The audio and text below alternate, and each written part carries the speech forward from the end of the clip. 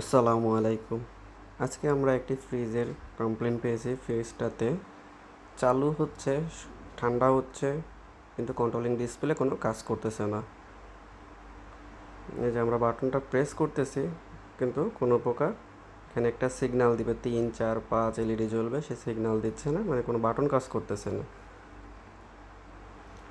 আমরা ফ্রিজটা খুলে দেখি, ফ্রিজের ভিতরে লাইটটা জ্বলতেছে, ভিতরে ঠান্ডাও আছে সুন্দর।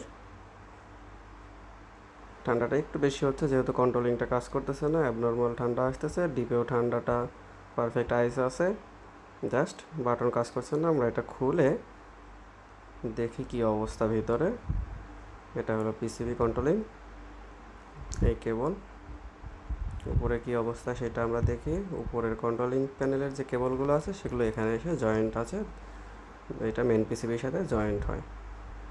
এবং আমরা এটির টোটালটা ভালো করে দেখতেছি, দেখে আমরা চেক করব। চেক করে বুঝবো যে কী অবস্থা আছে ভিতরে, তারের যে কন্টিনিউটিগুলো, সেই কন্টিনিউটিগুলো ঠিকঠাক আছে কি না, ভোল্টেজটা আসতেছে কি না পিসিবি পর্যন্ত, সেটা আমরা চেক করব। চেক করে তারপরে দেখি। এইটা আমরা এখন একটা এখানে কন্টিনিউটি চেক করতেছি, প্রতিটা ক্লিপে ক্লিপে আমরা চেক করতেছি।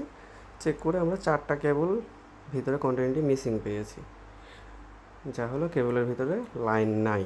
এতে আমরা সেই লাইনটা অল্টারভাবে ব্যবস্থা করে ডিসপ্লেটা নিয়ে আসতে পেরেছি। আমরা এবার টোটাল সেট আপ করে একবার চেক করে দেখি কী অবস্থা।